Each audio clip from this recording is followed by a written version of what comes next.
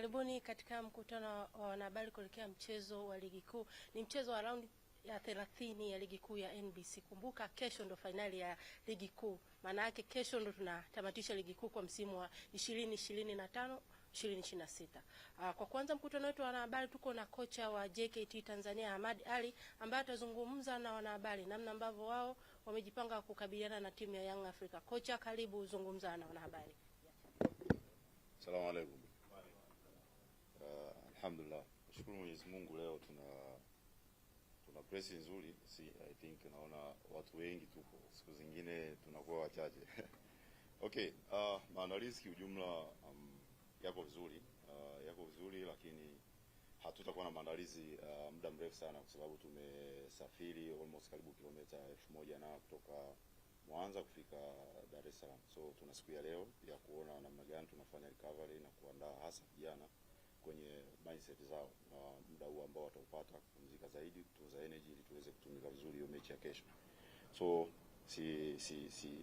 sidhani kama tutakuwa tuna maandalizi makubwa sana zaidi ya leo. Lakini so far wachezaji wote wako kwenye hali nzuri. Some players ambao tunaweza tukawamiss kwenye mechi, wale ambao walipata kadi mechi na Dodoma. Katanga ndo mchezaji pekee ambaye anaweza akakosa mechi. So na preparation ya watu wengine kwa ripoti ya daktari mpaka sasa wako kwenye hali nzuri, hakuna mchezaji wote ambaye yuko na shida. So tuombe Mwenyezi Mungu inshallah atuamshe salama hiyo siku ya kesho ili tuwe na momentum mzuri. Shukrani sana mwalimu. Mchezo kimbinu utakuwa ni mchezo mgumu, na ni mchezo nafikiri ni kila mmoja una muhimu kwake. Kwa nini nasema hivyo? Kwa sababu matamanio na matarajio ya kila mmoja kwa yale malengo ambayo amejiwekea, anatamani kumaliza vizuri. So tunahitaji na tunatamani kuwa na momentum mzuri uwanjani kulingana na mechi jinsi ambavyo ipo.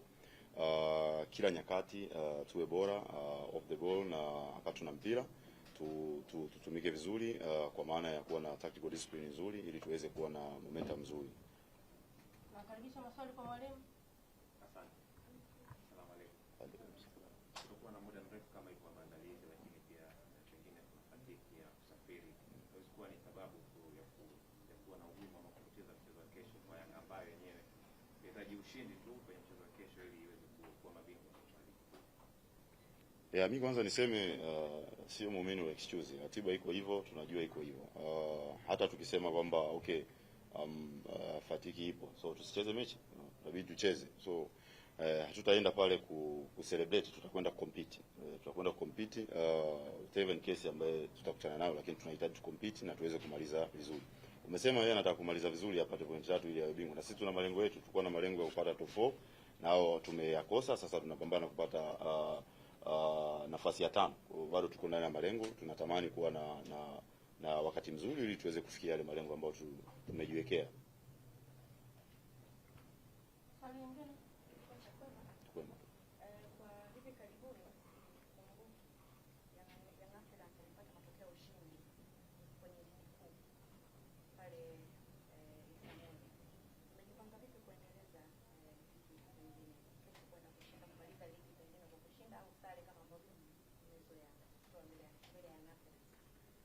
Kitu cha kwanza ambacho naweza nikasema, sisi tuko JKT kwa ajili ya kufanya yale malengo ya JKT, sio bila kuangalia nani anafanya nini.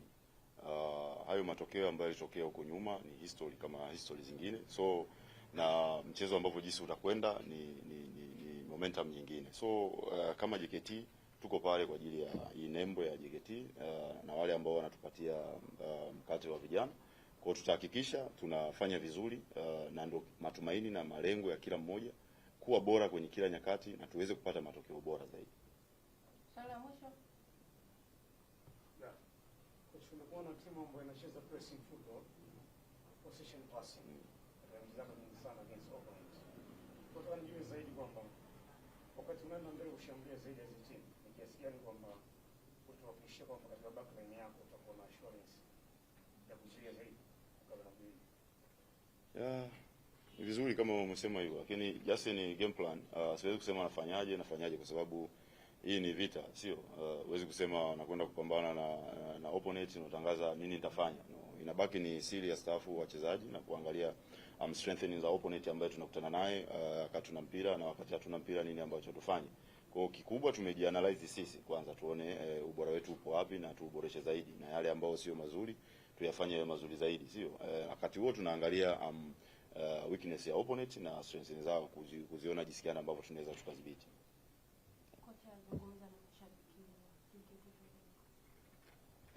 Kwanza nitoe shukrani za dhati kwa mashabiki wa kwetu JKT.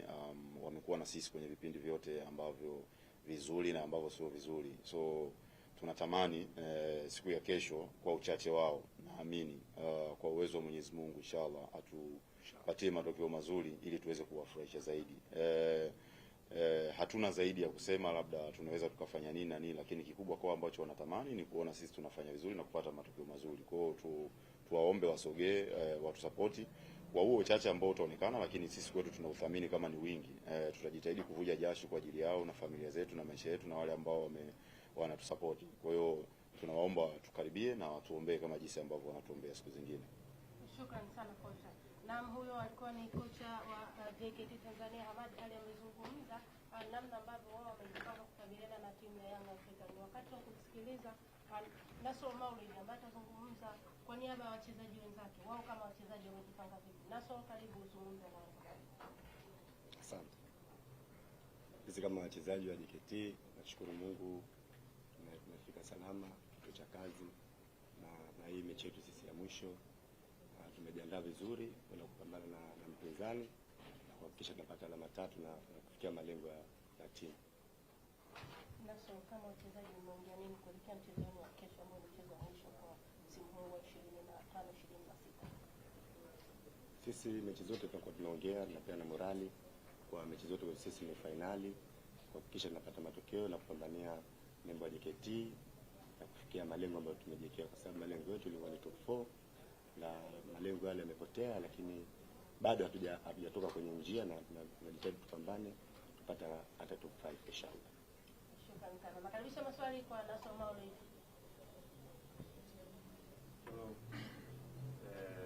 Wachezaji mnafanyaje kuondoka kwenye hii pressure iliyopo mwisho wa msimu? Kwa asilimia kadhaa hamko kwenye pressure sana kulinganisha na zile tunacheza naye, kwa kuna ile pressure ambayo inajiingiza hapa, Yanga anataka kuwa bingwa. Wachezaji mnafanyaje kujiondoa kwenye pressure na kubaki kwenye kazi wenu kuelekea mchezo huu wa kesho? Kama alivyosema ticha hapo, nashukuru kwa maandalizi ya ticha kama kaandaa vizuri kuelekea mchezo wa kesho. Sisi kama wachezaji tutapata maelekezo yake na jinsi ambavyo benchi linataka ili kuweza kufikia malengo inshallah. Yeah. Swali jingine?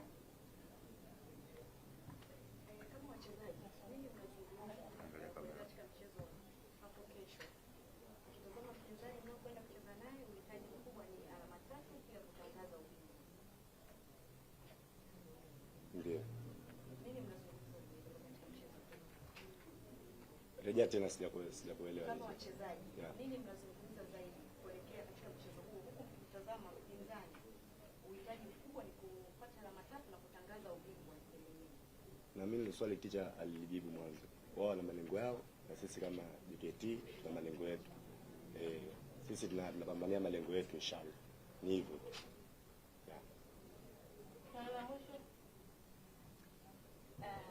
Habari. Salama. Mechi ambayo si tu mechi ya kawaida, bali ni mechi ambayo inakwenda kuamua bingwa. Ninyi kama wachezaji, tuambie ni tahadhari gani ambayo mnakwenda kuchukua kwenye mchezo huu? Si tu kumaliza ligi, bali kuwa katika nafasi nzuri. Tahadhari zote naamini ticha amezichukua na benchi la ufundi pamoja na uongozi wa timu. Mimi naamini inshallah kwa uwezo wa Mwenyezi Mungu kesho tena kupambana kuvuja jasho kwa sababu ya nembo, kwa sababu hii ndo kila kitu kwetu sisi. Naamini inshallah Mungu atajalia tutapata matokeo inshallah.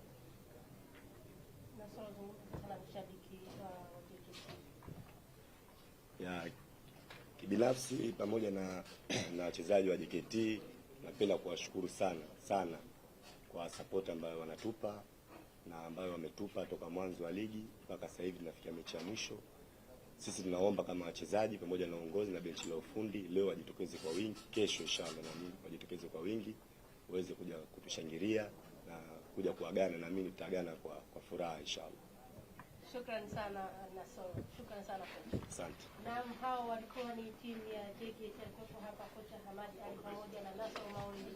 Wamezungumza namna ambavyo kama kukabiliana na timu ya Young Africans. Tuko hapa na kocha Abdulmejid Mwalimu ambaye tuzungumza kwa niaba ya benchi la ufundi na timu ya Young Africans.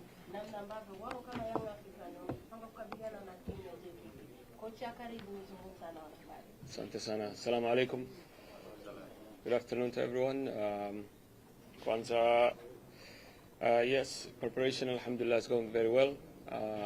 We have our final training session this afternoon. Players are all healthy. Everyone's in good spirits, and we're ready for the final battle of the season. And inshallah, the objective of this game is to go and win this game and celebrate the Premier League title afterwards, inshallah.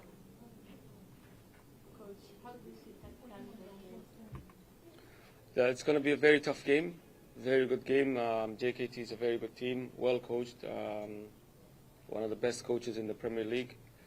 Very well organized team tactically and very resilient. We played against them last time in the CRDB semi-finals, and we know what they are capable of doing. So we have to be at our best tomorrow, just like the last game.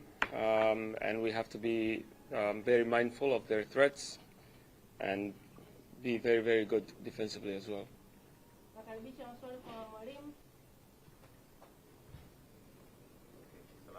Alaikum salam. Two options. First, for Yanga to be the champion of NBC Premier League. First one, winning will be assured that they're going to be the champion, but also nil draw will assure to be the champion of the NBC Premier League. As you say that the only objective is to win the game, what do you think are the effect of going for the nil draw as a maybe plan B ahead tomorrow's game? No, we obviously that's one of the scenarios of the game, but our approach is to always win every game. So I can never see us going into any game of whether it's a league game, whether it's a cup game, to go and park the bus and for 90 minutes hope for a 0-0 draw. That's not who we are. We're a very big club, and we value the quality that we have in our players enough that we approach every game to win. And tomorrow is no different. So it could have been the third last game of the league, and it just happens to be the last one. And the objective doesn't change. We have to go out there, we have to win this game, and we have to finish the season strong. Yeah.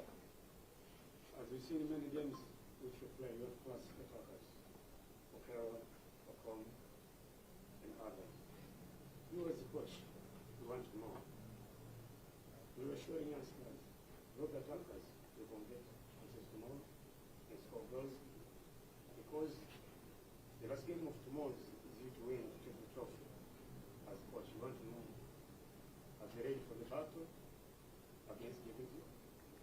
Yeah, I think so. I think everybody, based on our last performances, you can see how well the team is attacking. We're arriving in the box, and I've always said that as long as we're arriving in the final third in the box and creating chances, then the goals will come. And last game we scored 3 goals, but we could have scored more. You know, we created more chances in the box. Unfortunately, they didn't go in. Okelo himself could have had more than 3 goals last game. He could have scored possibly 4, but he was unfortunate in certain situations. But we have, you know, when you look at the depth of our attack with Depu, Dube, and Zuzu, Okelo, Maxi can go out there and score. We have Muda. We have guys who are very comfortable inside the box. So I never worry about the fact that where are the goals going to come from. So One last game it came from Okello, possibly tomorrow someone else, possibly him again. But I know that we will go out there and we'll attack as much as we do. Swali la mwisho. Okay, coach. Most of the time, young Africans have a little bit to have a winning player with Samuel. And what if, even tomorrow, JK Tanzania come with a plan of playing low block?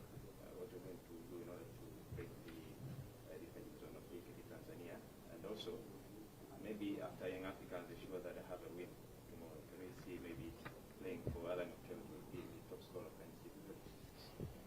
Yeah, the first part, if they, I think there was parts of the game, last game, where TRA was sitting too deep in their final third, and we managed to break them down, and we managed to create chances, because the profile of our players is that they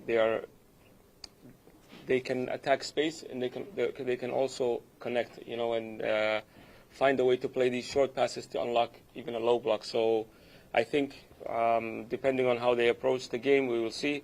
But ultimately, however they approach it, we have to be sharp, we have to be efficient, and we have to not only create those chances but execute those chances and early on. So it's got to be a strong start, and we have to attack with everything that we have. And for the second part of your question, we would love for one of our players to win, and I think right now the closest one is Okello. So, but even with Allen, I don't think it's a priority. The priority is to win the league. The priority is for the team to win, and that's what we're going to do tomorrow. And if it happens that he actually wins and he scores the winning goal, or he wins the top scorer, then fantastic. That's great for us also. Coach, Wananchi, kesho tena, last game ya mwisho of the season, come out in big numbers. Last game you were fantastic, amazing atmosphere at KMC Stadium, and you could see how the players were feeding off of your energy. So kesho tena, mara ya mwisho of this season. Let's go, and hopefully we'll celebrate together after the game. thank you, coach. Asante. Naam, huyo alikuwa ni kocha wa Young African Abdul Swali, na ndio amezungumza wao kama Young African wamejipanga vipi. Na wakati wa kumsikiliza Emmanuel Mwamengo ambaye atazungumza kwa niaba ya wachezaji wenzake, wao kama wachezaji wamejipanga vipi. Emmanuel, karibu zungumza. Asante sana, Bwana Yesu asifiwe. Mimi kwa niaba ya wachezaji wenzangu nipo hapa kuwakilisha wachezaji wenzangu. Sisi kwa upande wetu wachezaji tuna hali nzuri na tuna morali nzuri, na kikubwa tunatambua umuhimu wa mchezo wa kesho. Ni mchezo ambao unaenda kuamua hatima yetu ya kuwa mabingwa wa ligi kuu kwa mwaka huu. Kwa wachezaji wapo focus, na tuna imani tutapata ushindi kwenye mchezo wa kesho. Mchezo wa kesho kimbinu utakuwa Of course JKT ni timu nzuri, na tunaheshimu sana JKT. Ukiangalia leo mchezo wa mwisho FA walitupa mchezo mzuri. Kwa naamini kimbinu utakuwa ni mchezo mzuri, lakini tunaamini sisi na mbinu nzuri za kuweza kushinda mchezo wa kesho. nakaribisha mswali kwa Mwamengo. Wananchi na uwanja wa JKT Tanzania Shifari ya Jenerali Samoa licha ya kuwa na kidogo na ugumu kupata matokeo ya ushindi ulioshiba, tegemee Yanga ina gani kesho kwa pande yenu wachezaji kulinganisha na Nature ule uwanja? Kikubwa mchezo wa kesho, uzuri wake ni kwamba hauhitaji ushindi mkubwa. Hata ushindi wa goli moja unaenda kutupa ubingwa kwenye mchezo wa kesho. Na vile vile kama nilivyosema, kwenye mchezo uliopita tuliweza kupata ushindi wa goli 2 kwenye mchezo uliopita. Kwa tunaamini kwenye mchezo huu na mchezo muhimu mbele ya mashabiki wetu kesho, na mimi tutaenda kupata ushindi kwenye mchezo.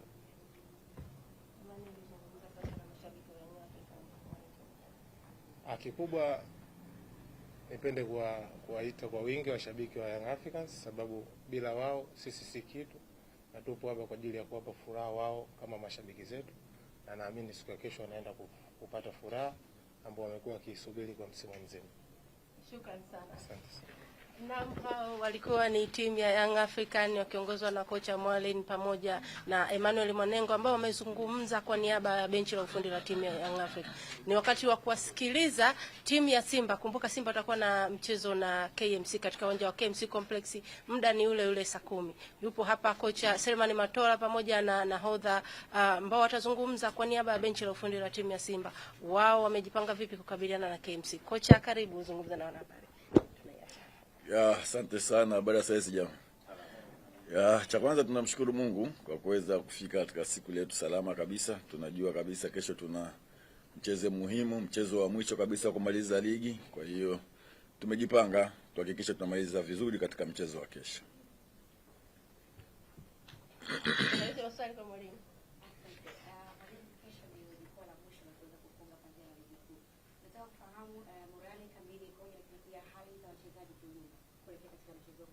Ya, kiukweli morali iko vizuri na hali za wachezaji ziko vizuri kabisa, na wachezaji wote wako kambini na wako tayari kuhakikisha wanamaliza vizuri kabisa katika mchezo wa kesho kwa alama 3 muhimu kwetu sisi. Salamu. Tunafahamu kwamba mchezo hauko mikononi mwenu, mchezo wa kesho. Mimi kama mwalimu nazungumza na wachezaji kupitia kwenye pressure na kutekeleza mpango kazi wenu binafsi wa kupata matokeo. Na kama ikatokea matokeo ya upande wa Young Africans yakatamatika kwa suluhu bila kufungana, walau inatakiwa upate walau magoli 17 kuendelea ili ubingwa. Unaona hilo pia likiwezekana kwenye mchezo wa kesho dhidi ya KMC? Ya, kwenye mpira chochote kinawezekana, lakini kwetu sisi tumefocus sana na mechi yetu ya kesho. Tunatakiwa tupate matokeo ya alama 3. Hajalishi goli ngapi, lakini sisi tunahitaji alama 3 tumalize vizuri katika mchezo wa kesho. Swali la mwisho.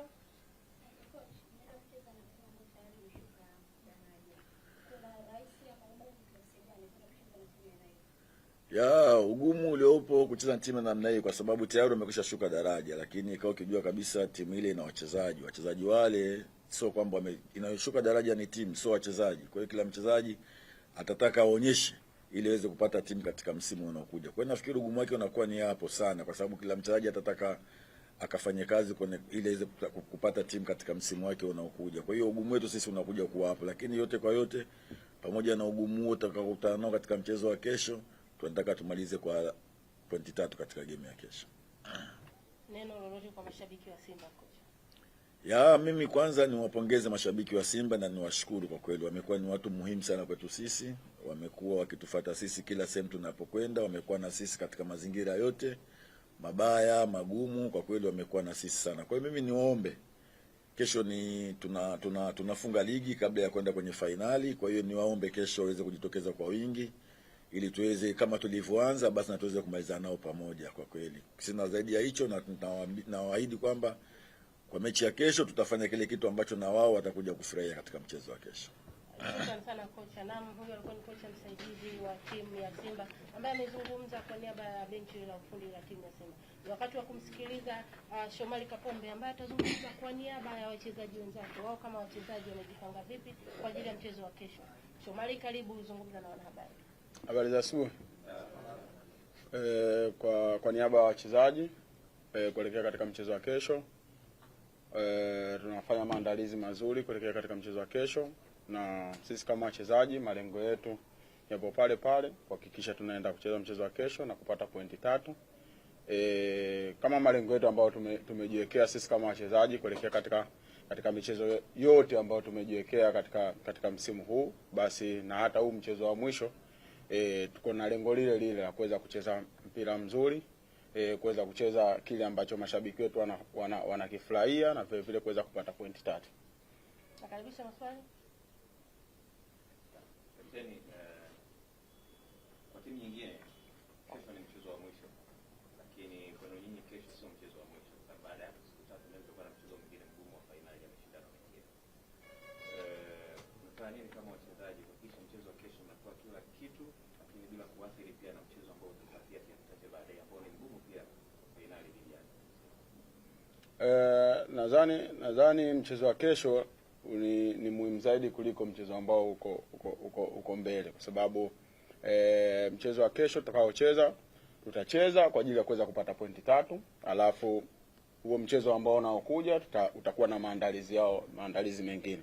Kwa hiyo naweza kusema kwamba ni muhimu zaidi mchezo wa kesho, kwa sababu umeshakuwa na maandalizi yake na kila mchezaji yuko tayari kwa ajili ya mchezo dhidi ya KMC. Kwa hiyo na imani kwamba vile ambavyo tulipojiandaa na ndio vile ambavyo tunaenda kucheza. Kwa hiyo mchezo ule wa finali una maandalizi yake na una uchezaji wake. Nimekuwa na timu bora sana ambayo ina combination ya juu sana. Kuanzia mstari wa nyuma wa defense, midfield na attack zone. Kiasi gani kama ni kitu unaweza kuwa sure kwamba mchezo kesho unapata matokeo mazuri? Naweza kusema kwamba cha kwanza naweza kusema mimi kama captain na binafsi naweza kulishukuru sana dirisha dogo, sababu limefanya tumeweza kuingiza wachezaji ambao wamekuwa na impact kubwa sana kwenye timu yetu, na kila mchezaji aliyekuja ameweza kuonyesha kile ambacho wana Simba wote walikuwa wanakitarajia. Wachezaji ambao wameingia katika dirisha dogo wameleta impact kubwa sana mpaka sasa hivi na wana mchango mkubwa sana mpaka sasa hivi. Kwa hiyo kupitia hicho naweza kusema kwamba kile ambacho wamekianza basi na kesho wanaendelea kukionyesha kile. Swali la mwisho. Kapteni, kwanza ni wapongeze kwa hatua mlifika, lakini kwa binafsi nataka nifahamu hisia zako binafsi. Ni msimu wa pili mfululizo unakwenda mpaka mchezo wa mwisho wa kuamua ubingwa. Kwanza unazungumziaje msimu, lakini pili na nafasi ambayo mko kama Simba Sports? Binafsi cha kwanza naweza kuzungumzia msimu huu. Msimu huu umekuwa msimu mzuri na umekuwa msimu ambao una ushindani mkubwa, kwa sababu timu nyingi ambazo tulikuwa tunakutana nazo zimejiandaa, na hata ukiangalia mechi ambazo sisi tumezicheza sisi kama Simba unakuta zina ushindani mkubwa sana. Kwetu sisi tumekutana na changamoto nyingi, na katika zile changamoto ambazo tumekutana nazo tumejitahidi sana kuzitatua mpaka hapa tulipo, na kufikia hatua hii ambayo tumefikia sisi kama wachezaji. Tunaweza kusema kwamba tunaenda katika mchezo wa kesho kuhakikisha kwamba tunaenda kufunga hii pazia la ligi, kwa sababu ni mchezo wa mwisho. Chochote kinaweza kutokea katika mchezo wa kesho. Kwa hiyo sisi focus yetu kubwa ni kuweza kuhakikisha tunapata point 3. Shoma alizungumza na mashabiki wa Simba wale. Kwa niaba ya wachezaji na waomba mashabiki wa Simba na wanachama wote wa Simba waweze kujitokeza kwa wingi katika mchezo wa kesho, kwa sababu ni mchezo wa mwisho na tunafunga pazia hili la ligi yetu. Kwa hiyo na waomba waweze kujitokeza kwa wingi kuweza kutupa support kuelekea katika mchezo wa kesho, ili kuweza kutimiza yale malengo yetu ambayo tumejiwekea. Lakini tunajua tumeanza ligi na wao, kwa hiyo na sisi tunawaomba tuweze kufunga ligi na wao pia, kwa sababu ni wao ndio mchezaji wa 12 ambao tunamtegemea. Kwa hiyo ni muhimu sana wao kuweza kujitokeza kwa wingi ili tuweze kufunga ligi kwa pamoja. Shukrani sana.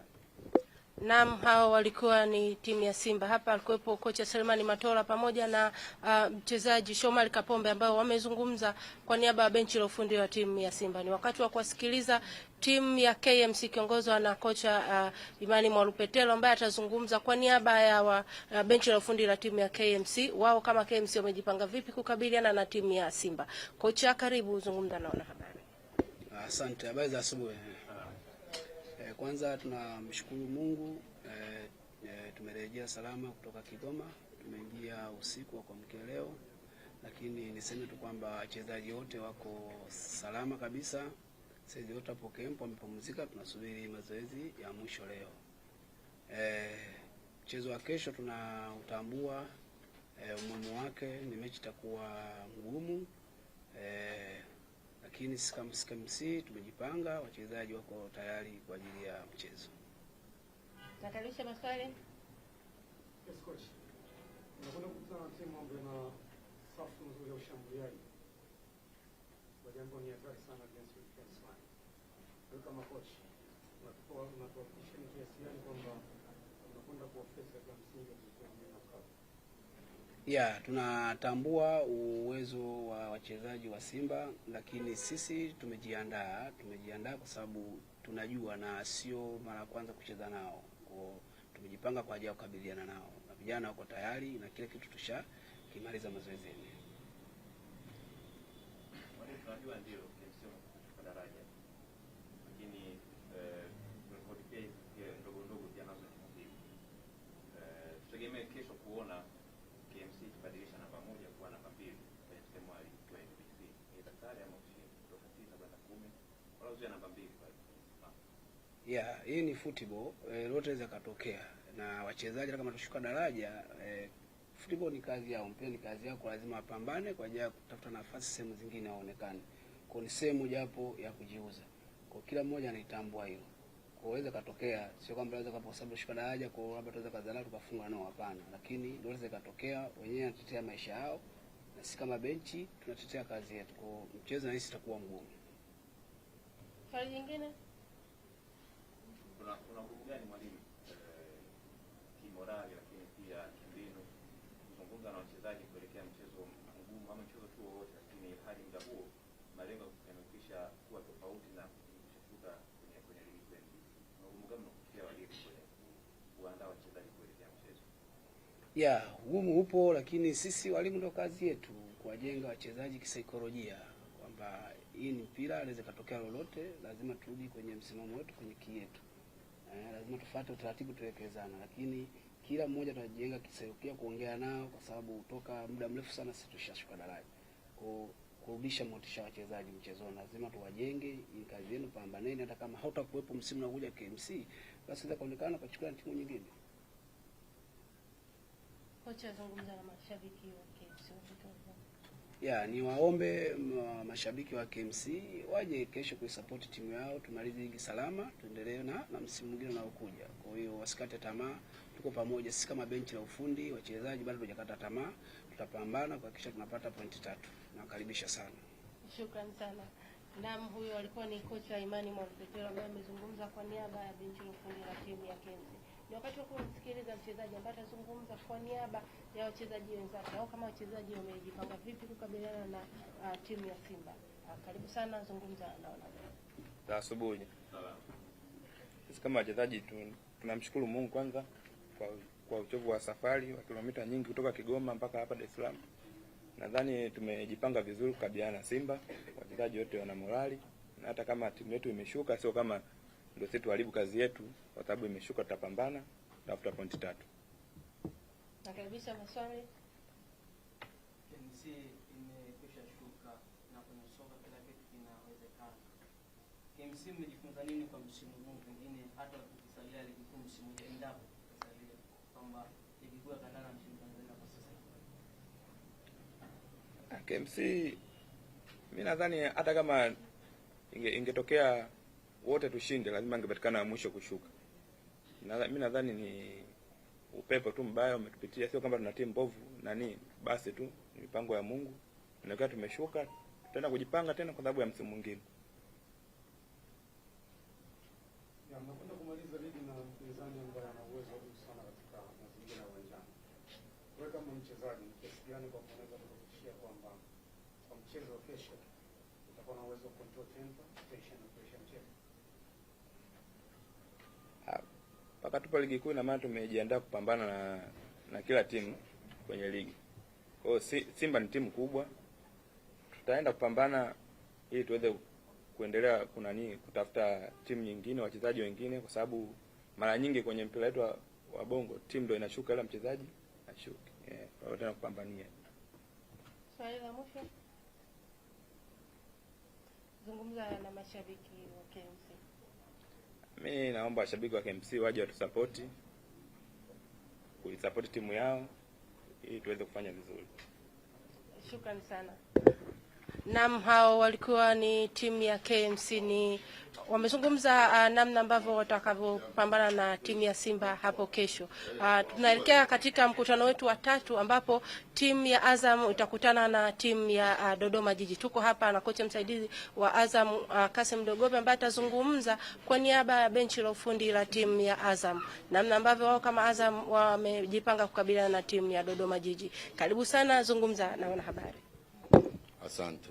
Asalamu alaykum. Ya, asante. Kwa sisi kwa upande wetu kama Azam FC maandalizi kwa ujumla kuelekea katika mchezo wetu wa kesho dhidi ya Dodoma Jiji. Asilimia kubwa imekamilika. Na tunajua tunaenda kucheza na timu aina gani. Nafikiri Dodoma tumecheza nao mechi ya kwanza kwao, ilikuwa mechi ngumu, lakini pia tulifanikiwa kupata matokeo. So kwa hiyo kesho pia tunajua tutakutana na ugumu wa mechi, kwa sababu historia za Azam na Dodoma kila zinapokutana mechi zinakuwa za ushindani. Kwa hiyo na faida najua, kwa sababu nishahudumu timu zote mbili. Kwa hiyo ni mechi ambayo automatically inakuwa na ushindani. Na ukiangalia Dodoma ni timu nzuri na wachezaji wengi ambao wana vipaji, lakini katika timu za kati miongoni mwa timu ambazo zimepata matokeo mazuri kucheza na timu kubwa. Kwa hiyo lazima tuingie kwa tahadhari, na najua mechi pia itakuwa ya ushindani, lakini sisi malengo yetu kuhakikisha tunashinda mechi ya kesho, sababu ndio mechi ya mwisho ya ligi na hatukuwa nyumbani. Naamini mashabiki wetu wamemiss kutuona kwa muda mrefu. Kwa hiyo itakuwa kama zawadi kwao kwa kutumia mechi ya kesho, na pia maandalizi kuelekea katika mechi yetu ya finali. Shukrani sana kocha, na karibisha maswali. Swali langu lilikuwa liko hapo. Ndio. Sababu mpango kazi ama lengo huwa linafanya zaidi mechi iwe kwenye eneo fulani ya ushindani. Mpaka sasa mmeshindwa kufikia malengo mama ya kuwa mabingwa, kwa maana sasa hampo tena kwenye zile race. Mpaka nifahamu mchezo wa kesho mbele nataka mweke lengo gani kuhakikisha ile morali ama ule ushindani unakuwepo, aidha kama mtaitumia kujiandaa na mchezo mwingine, ama mtaitumia kuongeza namba kwenye msimamo, ama mtaitumia kwa ajili ya kuwapa burudani mashabiki ambao watakuja kwenye uwanja. Sisi Azam tuna malengo yetu. Malengo yetu ya kwanza kesho kushinda mechi ya kesho kama mechi. So na tulikuwa tuna malengo mengi. Kwa hiyo ukiangalia mengi tumefikia. So kwa hiyo kesho lengo letu kupata point katika mechi ya kesho. Kishaisha hapo sasa ndio tutakaa sasa tutaangalia kipi ambacho tumefanikiwa kwa kiasi kikubwa na kipi ambacho hatukufanikiwa. Lakini sasa hivi focus yetu ipo katika mechi yetu ya ligi ya kesho dhidi ya Dodoma Jiji. Pia ni mechi muhimu kwetu sisi kushinda kutokana na aina mshindani ambao tunaenda kucheza naye. Kocha, ongea kazi nzuri unafanya hapa msimu, lakini unakwenda kufanya intelligence ama njosia. Angalia mtu ambaye ni hatari zaidi kwenye safu yake ya ushambuliaji, William Kediga. Wewe kama coach, kiasi gani kwamba safu yako ya ulinzi itakuwa tayari kupata tahadhari kwenye mechi? Sisi tunaenda kucheza na Dodoma. Dodoma ina wachezaji wengi. Hatumwangalii mchezaji mmoja. Na Dodoma ina staff wengi.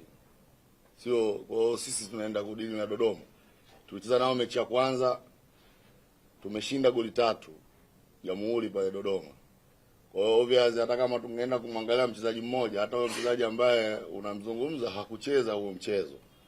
Kwa hiyo sisi kama timu tunaenda kuiangalia Dodoma inacheza vipi, ubora wao uko sehemu gani, mapungufu yao yako sehemu gani. Na kama nilivyotangulia kusema hapo awali, Dodoma ni timu nzuri. Mimi naweza kusema naifahamu Dodoma vizuri kuliko hata hao wengine ambao wapo huko, kwa sababu ndio timu ambayo imenitambulisha kwenye soka la ushindani. Mimi kwenye historia yangu ya maisha siwezi kwanza kuisahau Dodoma. Ndio timu ambayo imenitambulisha mimi kwenye soka la ushindani. Na mimi Dodoma ni kama nyumbani. Kwa hiyo tunaheshimu, ni timu nzuri na tunajua Dodoma ubora wao uko sehemu gani. Dodoma wagumu sana kucheza nao nyumbani. Tuliweza kufanikiwa kuwafunga nyumbani. Kwa hiyo kesho tunacheza nao away, lakini ni timu ambayo ina perform hata away. Kwa hiyo hatumwangalii mtu mmoja, tunaiangalia zile timu. Coach, kuelekea kwenye mchezo wa kesho, nadhani kwamba mtafundisha baadhi ya nyota ili muweze kutunza energy kuelekea kwenye mchezo wa finali ya CL. Wachezaji wote wa Azam wapo kambini na wote wako tayari kwa ajili ya mechi ya kesho.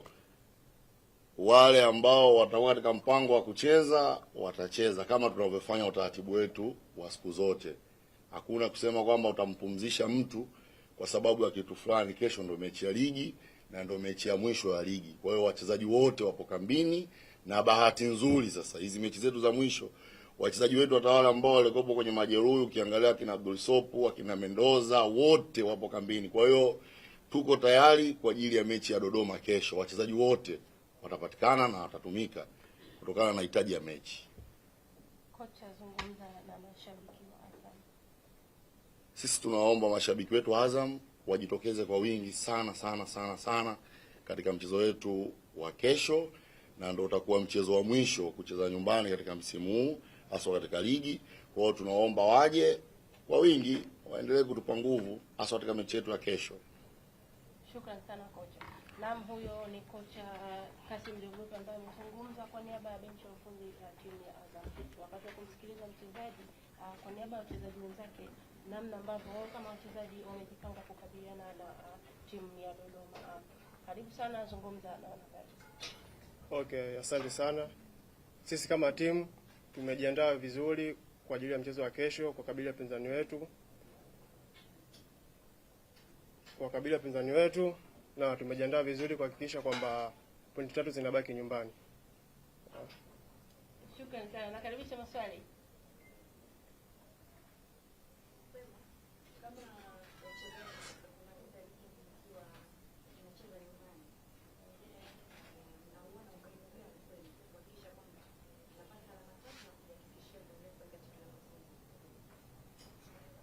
Okay. Sisi kila mechi kwetu zina umuhimu. Hususan hata mechi ya kesho pia kwetu sisi ina umuhimu kwamba sisi tuchague mechi ipi yenye umuhimu, ipi ina umuhimu. Kikubwa zote tupambane kuweza kupata matokeo. Yeah. Swali lingine? Zungumza na mashabiki wa Azam. Okay, nachoomba mashabiki wetu wajitokeze kwa wingi kwa mchezo wa kesho kuja kugia support, kwa maana support yao ndio kwetu sisi ni ushindi tosha. Asanteni. Shukrani sana. Naam, hao walikuwa ni Azam ambao wamezungumzia mchezo wao wa kesho dhidi ya timu ya Dodoma Jiji. Ni wakati tayari tunaweza tukaenda. Ni wakati wa kuwasikiliza Dodoma Jiji wakiongozwa na mwalimu Amani Josia ambaye atazungumza namna ambavyo wao kama Dodoma wako kukabiliana na timu ya Azam. Yupo hapa Amani Josia ambaye atazungumza na wanahabari. Kocha, karibu, zungumza na wanahabari. Asante. Nashukuru Mwenyezi Mungu, Mungu wa rehema. Nipo hapa kuzungumza maandalizi ya timu yetu ya Dodoma Jiji kuelekea mechi yetu ya kesho dhidi ya Azam. Maandalizi yetu yamekwenda vizuri. Ni kwamba tuko kwenye utayari, tuko kwenye mechi ambayo kila mchezaji anahitaji kwa sababu ni mechi ya kufungia msimu. Jambo zuri ni kwamba tunakutana na moja top timu ambazo ziko katika ubora miongoni mwa timu ama 2-3 za kwenye ligi, moja hapo ni Azam. So maandalizi yamelenga kulingana na ugumu kwa maana ya ukubwa wenyewe wa mpinzani ambaye tunakutana naye. Ukichagiza pia matokeo ya mwanzo hayakuwa vizuri katika raundi yetu ya kwanza, lakini hiyo ni sehemu tu ambayo ya kutufanya sisi tusirudie tena makosa kwa sababu tunafikiri kwamba tuliharibu mechi ile ndani ya dakika kama 10-15. So tunajifunza kutokana na mapungufu. Tunaamini kwamba kwa maandalizi japo ya muda mfupi ambao tumeyafanya, nadhani morali ya wachezaji iko vizuri kwa ajili ya mechi hii. Na kitu ambacho tunachokizingatia hapa ni namna ambavyo tunaweza tukamaliza msimu vizuri. Lakini jambo lingine ni namna ambavyo tunaweza kupata kitu chochote kile, iwe ni point 3 ama vyovyote vile, lakini pasipo kupoteza, kwa sababu tukiangalia kwenye kikosi chetu sisi cha Dodoma Jiji unaweza kuona hakuna timu ambayo imeweza kupata pointi 6 katika msimu huu. So tunajaribu kuona hicho kama tunaweza tukakimaintain ndani ya kikosi chetu. Hakuna timu ambayo imechukua double, maana yake either tupate 1, 3 ama 4 au 6. So ni kitu ambacho tunaona kama tunaweza tukapambana tukipate kwa Azam. Lakini yote kwa yote ni kwamba tunaujua huo ugumu kwa maana ya ubora wa Azam. Technical staff wako na mmoja wa walimu top coaches wenye daraja la juu kabisa Afrika, kwa maana Ibenge pamoja na staff wengine kama kina Liogope, lakini ukiachilia mbali aina ya squad ambao wako nao. Lakini kwetu sisi pia tuko na msimu ambao ni mzuri ukikompea kwenye hizi mechi ambazo tumekuwa tukizicheza hizi kubwa. So hilo jambo hatuwezi kuliondoa, na hiyo ni moja morale ambayo iko inayotuongoza kuelekea kwenye mechi hizi kwamba tunaweza kufanya kitu chochote kwa mtu yoyote na mahali popote pale. Kwa hiyo sidhani kama kuna ukubwa, kuna utofauti wote zaidi ya suspension ya Agustin Santa ambaye tunaweza kumkosa kwenye kikosi. Then tunajaribu kuassess mchezaji mmoja ama wawili ambao kwa kiasi fulani ambao tunafikiri kwamba walikuwa na knock kwenye mechi iliyopita. Tuone kama wanaweza kurejea, lakini kikosi kiko tayari. Asante. Mwalimu ametoka kuzungumza hapo, mwalimu Liogope, na bahati nzuri hapa anakusikia. amesema kama kuna timu anaifahamu vizuri basi ni Dodoma Jiji, na kuna uwezekano hata waliopo, kwa maana ya nyinyi, inawezekana hamujui kama yeye anavyojua. Hauoni kwamba inaweza ikatishia uwezo wenu wa kupata matokeo? Kasimu Liogopa hajawahi kuanzisha Dodoma Jiji. Dodoma Jiji imeanzishwa na watu wengine ambao wanaifahamu kila kitu, si ndio? Kwa hiyo muhimu tu ni kumheshimu, kwa sababu ni mwalimu ambaye amefanya kazi pale, na sisi moja wa walimu wa Kitanzania ambao wamefanya vizuri na anaendelea kufanya vizuri. Issue ya kuifahamu vizuri timu, nafikiri hicho ni kitu kingine cha utofauti kabisa. So nafikiri ilikuwa ni hoja ya kumpa yeye mwenyewe morali tu, lakini sio generally kwamba anaweza kumsaidia kwenye matokeo yoyote yale. Yes, coach. Tumewahi kuona mechi moja kubwa iliweza kushinda kwa comeback ya juu sana against Gaza Negatives. Kesho unakutana na Azam. Hii itakuwa na consistency? Bahati nzuri au ama mbaya ni kwamba hizi mechi hazinaga photocopy kwamba uchukue hii ukatoe hapa ili ilete same thing, si ndio? Situation itakayokuwa imetoka kwenye mechi hiyo ndio itatudrive tutaanzaje. Kama ambavyo ninavyokuambia kwamba mechi ile tuliyocheza ya awali hapakuwa na wachezaji ambao tuko nao sasa hivi, lakini tulianza vibaya. Kama tunaweza kuianza imara, tunataka kuwapa shida pia, kwa maana kwamba tuwape mechi ambayo ni nzuri kwa watu ambao wanaangalia Azam TV, si ndio? Kwa watu ambao wanafuatilia soka letu, basi tuwe na moja ya mechi ambayo ni nzuri, watu wahamishe channel kwamba mechi nzuri iko mechi ya hawa na hawa. Lakini mambo ya results kwamba tulipata against labda team fulani hivi hazifanani, kwa sababu ni wachezaji tofauti, kiwanja tofauti, maandalizi tofauti. Lakini kwetu sisi ikitokea hivyo, basi ni jambo ambalo ni nzuri zaidi kulifanyia kazi. Kwa hiyo lengo letu ni kushinda, na lengo letu kama inaweza tukafanya pia, lakini kama baki maana yake imetangulia kufungwa, si ndio? Tusingependa kitu cha namna hiyo.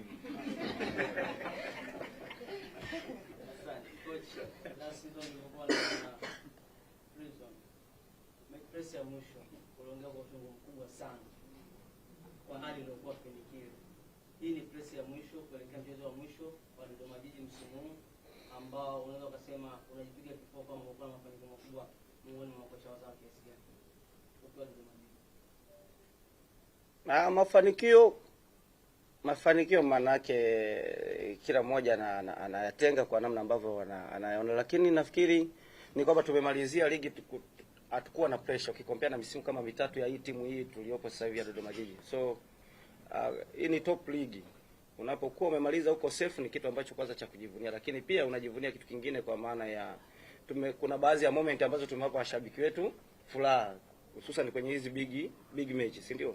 Lingine ni kuimarika kwa viwango vya wachezaji wetu, baadhi ambao wengine walikuwa wakiwaona na wengine wamekuja kunyanyukia pale, na baadhi ya wachezaji kuchomoza na kuonyesha performance ambayo ni nzuri. So ninafikiri hii ni kwa niaba ya management ya Dodoma Jiji, ni kwa niaba ya staff yote ya Dodoma Jiji, kwa maana ya walimu wote walioko pale, lakini pia kwa niaba ya washabiki wetu, kwa sababu kila mmoja ameshiriki, na wachezaji ambao pia wametupa heshima hii. Kwa hiyo mimi nikiwa hapa basi niwakilisha hao watu kuwazungumzia kwamba wamefanya kitu kikubwa, bila kujali matokeo ya kesho, kama kesho tukiongezea ama tusipoongezea. Lakini season imekuwa ni nzuri kwa sababu hatakuwa kwenye pressure ukilinganisha kuna timu huko sasa hivi zinawaza hawajalala, si ndio? So na sisi tunapaswa kujisifia katika season yetu. Kocha, zungumza na mashabiki wa Dodoma Jiji. Mashabiki wa Dodoma Jiji tunaomba waongezeke tu, wasiwe wale wa Dodoma, wengine wanaoweza kuhama kwenye timu zao waje, na mwisho wa siku kama kuna kitu tumekifanya cha kuwafurahisha, basi waendelee kuifuatilia timu yetu, na ikiwezekana wanunue hata vifaa vya Dodoma Jiji, na sisi tutapata morali. Karibuni sana. Shukrani sana kocha. Naam, huyo alikuwa ni kocha Aman Josia ambaye amezungumza kwa niaba ya benchi la ufundi na timu ya Dodoma Jiji. Wao kama Dodoma Jiji wamejipanga vipi kukabiliana na timu ya Azam? Ni wakati wa kumsikiliza mchezaji ambaye atazungumza kwa niaba ya wachezaji wenzake. Wao kama wachezaji wamejipanga vipi kukabiliana na Azam? Karibu sana kuzungumza na wanahabari. Asante sana. Sisi kama timu cha kwanza tunashukuru tumefika salama, na tunapenda kuahidi mashabiki wetu wa Dodoma kwamba mechi tunaitaka tunaenda kushinda. Tuna kumbukumbu sio nzuri sana, nyumbani walikuja akatushinda goli 3. Kwa hiyo tumejipanga tuje kuwafurahisha mashabiki wetu.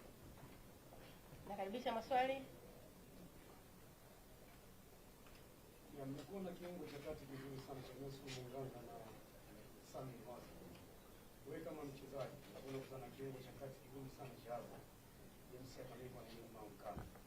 Ukiasema utaenda kuambia wenzako kuweza kuwa na ile battle kubwa kwa kesho yake. Cha kwanza nashukuru ushasema sisi tuna viungo wazuri. Kwa hiyo umeona kiungo wetu hapo kwa wazuri kushinda Azam. Kwa hiyo sisi tutaenda kufunika pale kati. Maliza. Swali lingine.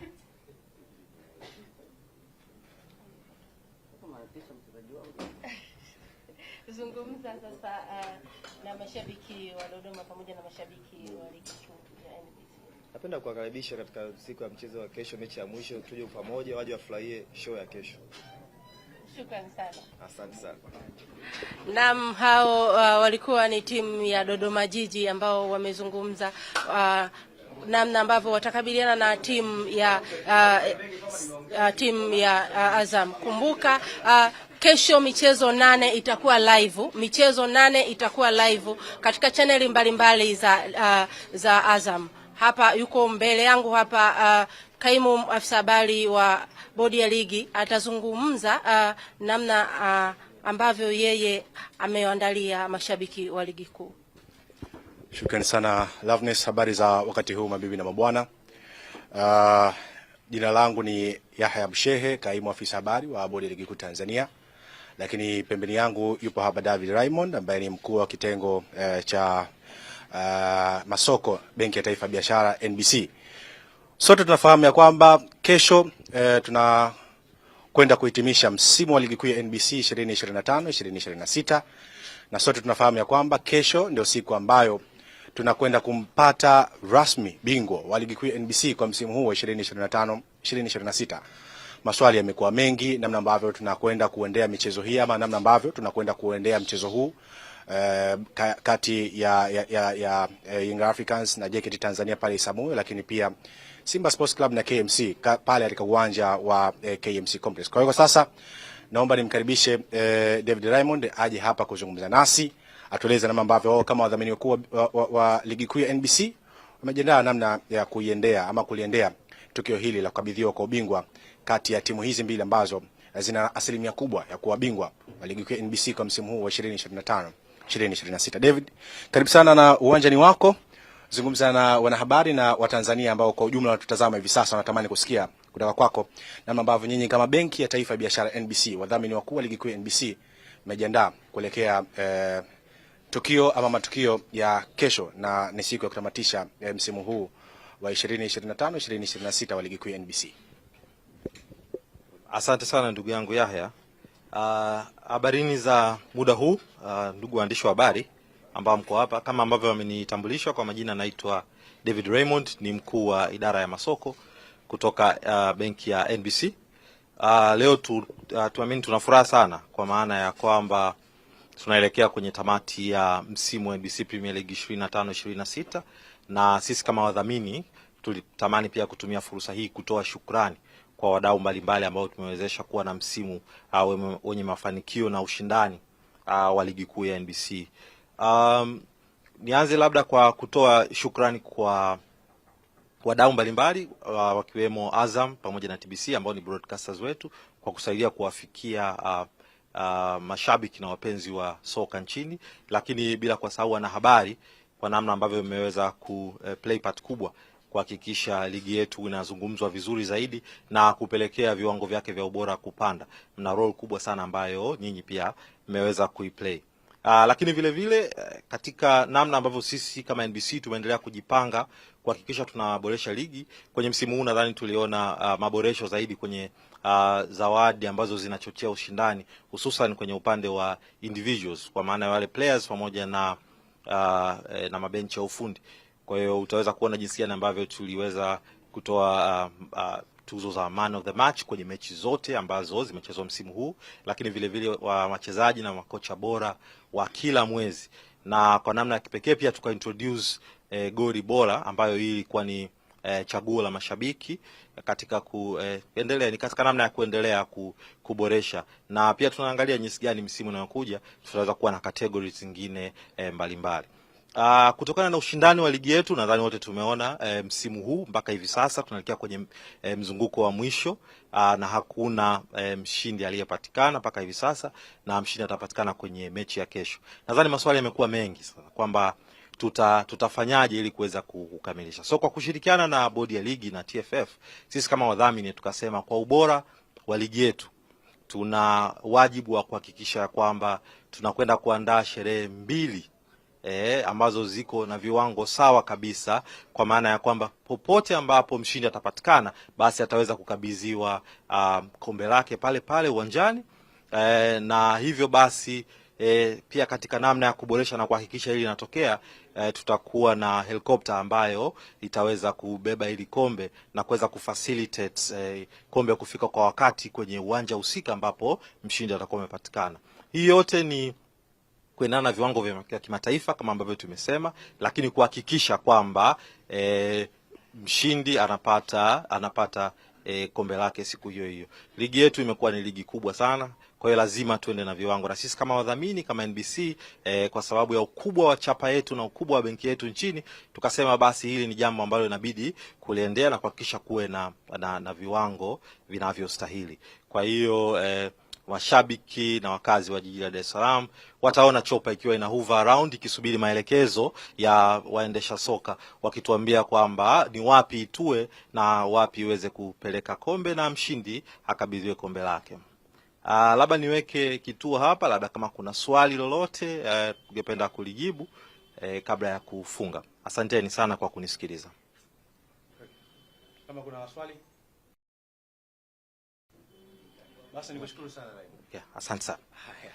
Na walikuwa ni David Raymond, huyo mkuu wa idara ya masoko ya Benki ya Taifa ya Biashara, ambaye amezungumza hapa kutujibu namna ambavyo Bodi ya Ligi Kuu Tanzania, Shirikisho la Mpira wa Miguu Tanzania na Benki ya Taifa ya Biashara imejiandaje kuelekea kukabidhi ubingwa wa Ligi Kuu NBC kwa msimu 2025-2026. Sisi tunasema boli lipigwe, yule ambaye atakuwa bingwa basi kombe lake lipo na atakwenda kukabidhiwa. Mpaka kufika hapo tunahitimisha matangazo haya moja kwa moja. Nimkaribishe ndugu yangu Idrisa aweze kufunga. Shukran sana, na huo ndio unakuwa mwisho wa mkutano huu na wanahabari. Kesho tukianza na Young Africans, wao wataenda kucheza pale Meja Jenerali Samuyo dhidi ya JKT Tanzania, lakini Simba Sports Club wao watakuwa katika dimba la KMC Complex dhidi ya KMC Sports Club. Azam wao watakuwa Chamazi Azam Complex pale dhidi ya Dodoma Jiji. Lakini mwisho kabisa tumeweza kuwasikia hapa wadhamini wa ligi kuu ya NBC wakiweza kutamatisha na maandalizi yao yote kuelekea katika mechi za mwisho za ligi kuu hapo kesho. Kutoka hapa NBC Bank, mimi ni Idris Rajab, Azam Sports.